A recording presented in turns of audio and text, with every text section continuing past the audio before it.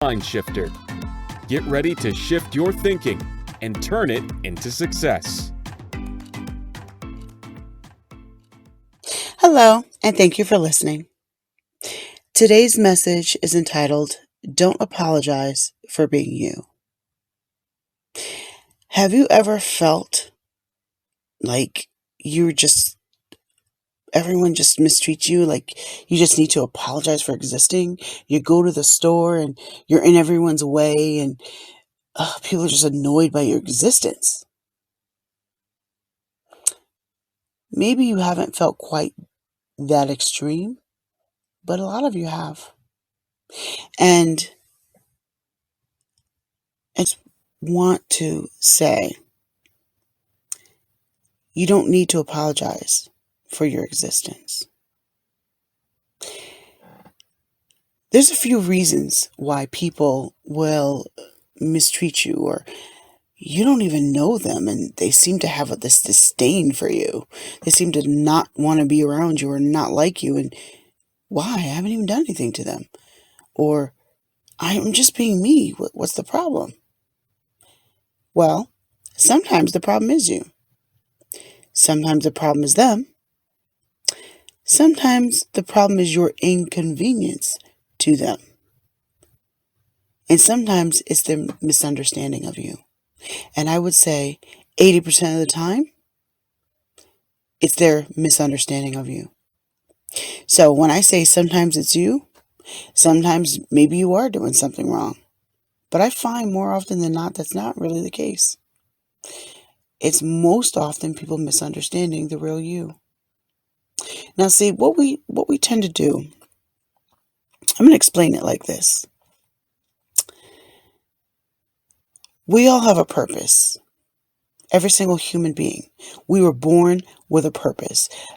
God created you because He needed something done on this earth. If you're listening to me and you're human, I am talking to you right now.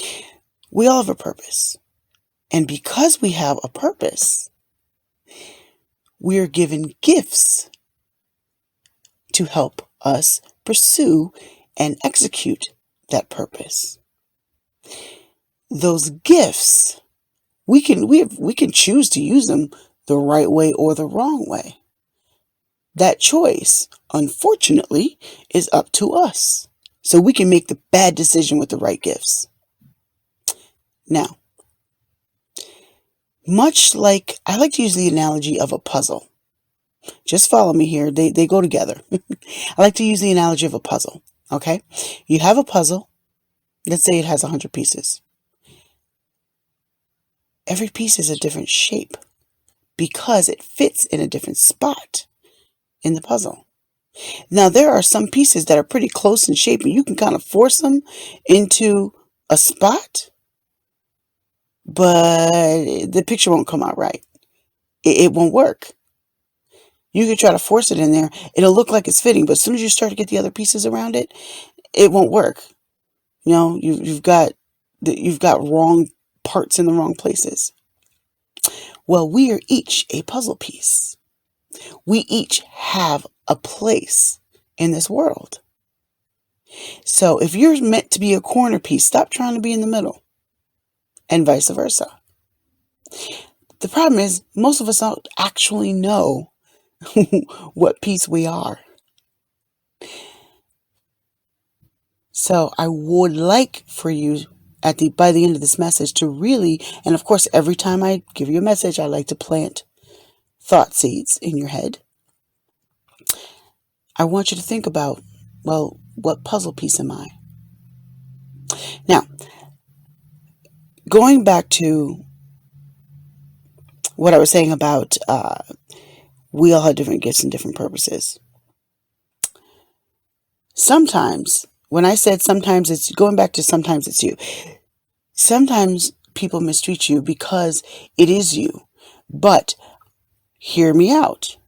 It's not always because you're doing something wrong. It's not always because there's something wrong with you. It's not always because you're some weirdo. Sometimes it's because they misunderstand your gifts. For example, you might be annoying. I'm going to use Mariah Carey as an example, okay? And then I'll use a different example. Mariah Carey, hopefully you know who she is.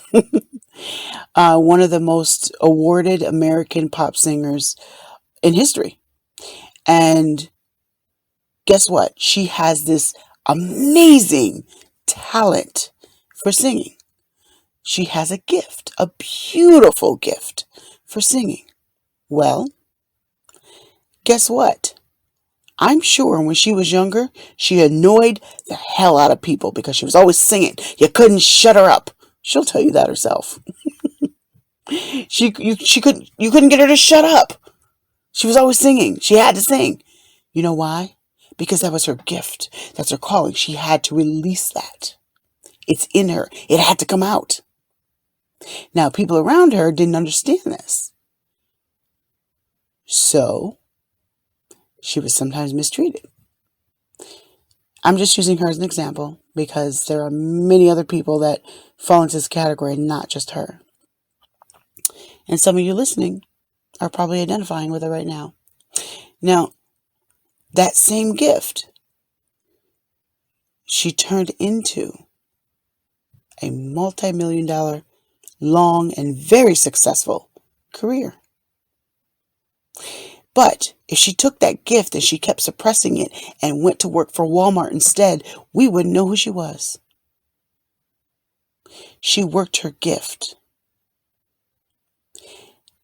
And eventually she did it unapologetically. And that's why we know her name now. And that's why her songs are still played everywhere you go. She's worked hard to make that happen. But she followed her gift. She didn't suppress it. No matter what anybody said or who did or didn't like it or who it inconvenienced, she moved forward. Like her, you need to do the same thing with your gift. Now I'm going to use another example of an analytical person. Analytical people are annoying as hell. I'm just going to say that outright. They are annoying, but we need them. Because you know what? Science, mathematics, medicine, the world of mental health, so many things are advanced because of the analytical thinker somewhere in there making things better. Now, the reason why analytical people are annoying is because sometimes they don't know when to turn it off because it's their gift. So sometimes it's out of balance and they put it in the wrong place at the wrong time, but it's still a gift. So they will overanalyze sometimes things that don't need to be analyzed because sometimes they don't know how to turn the gift off. So they will analyze things, and that's annoying because being analytical means you pick things apart. We don't like that because picking things apart can make us uncomfortable. Doesn't mean it's wrong. It's very right, in fact. But it's annoying because it's uncomfortable. That doesn't mean, if you're an analytical person, doesn't mean there's something wrong with you. It's people's misunderstanding of you. That's what I meant when I said sometimes the reason people make you feel like you should apologize for existing is because they don't really understand your gifting and how it's coming out of you. And sometimes you don't understand it yet either. And you're still trying to figure it out. And by the way, there is no age limit on trying to figure that out. So I don't care if you are 16 or 60. It doesn't change. You're still figuring some things out. Hopefully by 60 you figured out a lot more things. But you're still figuring things out. And that's okay. Once you figure it out, move with it. But what I'm saying is, you are a puzzle piece. You have your own giftings. Figure out what those are, because you do have them. You wouldn't exist if you didn't. God didn't make you and go, what is I going to do with that? No, he ain't that dumb. He's not that dumb. He had a purpose, and then he created you for it. And with that, it gives you gifts. I like to use the analogy when I'm explaining this to people. If I want you to sweep the floor, I need to give you a broom, right? If I want you to go fishing, I need to give you a fishing rod or some sort of fishing tool, correct? Right. Using that same analogy, when God created you, He had a purpose for you. So he gave you all these gifts to help you fulfill that purpose. Whether or not you reach it is up to you. It's actually not up to him. It's up to you. He gave you a choice. Now, with that understanding, I really want you to think about, what are your gifts? What do you hold? You really have to examine that, because sometimes, every gift doesn't fit perfectly and neat into 5 categories. That's just not true. Some people are better at physical things. Some people have a magical talent for dance. Some people have an awesome talent for singing. Some people are really good with numbers. Some people are great with starting things, catapulting businesses. Some people are just good as encouragers. Some of you are heavily gifted with the gift of encouragement. I mean, you just love to encourage people. You lift other people up. There are many, many, many, many different gifts. And just because you don't fit into the famous gift of the people on TV doesn't mean you don't have one. It just means that yours might not be popular or not yet fully understood. So figure out what your giftings are. Who are you? And while you're figuring that out, you're going to make mistakes. But don't you dare ever apologize for being you. You are analytical. Take that skill and use it professionally and make money from it. That's what you should be doing. Being analytical in the middle of a party, when it's a social thing and people are just trying to relax, that's not the time to do that. So you can take that gift, and if you take it out of place, then you're going to be annoying and you're going to be wrong. But if you take that gift and you put it in the right place and use it in the right way and use it in a way that's going to benefit, you're good. You're doing the right thing. You're still going to bother some people, especially if you're doing the right thing.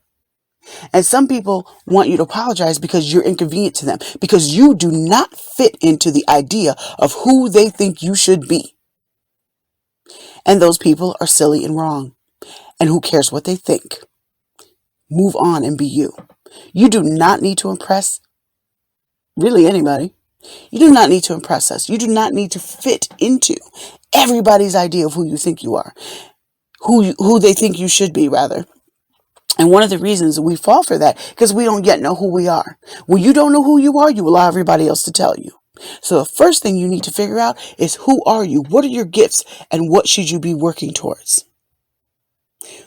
When you figure that out, everybody else's opinions start to become background noise, as they should. So, once again, I really, really want to encourage you to examine yourself. Do not apologize for being you. If you're a singer, go sing, and don't apologize for wanting to do that. You're not going to fit into everybody else's idea of who they think you should be if you're being the real you. Because the truth is, the average person is completely and utterly clueless as to who they are. Don't be average. Once you figure out who you are automatically above average. I don't care who you are or what you're called to do. That's true. And once again, examine yourself and figure out, what puzzle piece am I? And once again, thank you for listening. If you are interested in contacting me with any questions or comments, please email me at radio@fatimabey.com. That's radio@fatimabey.com. And once again, thank you for listening. Hope to see you next week. Tune in next week for another segment of Fatima Bey, the MindShifter. For more of her teachings, subscribe to her YouTube channel at Fatima Bey, the MindShifter.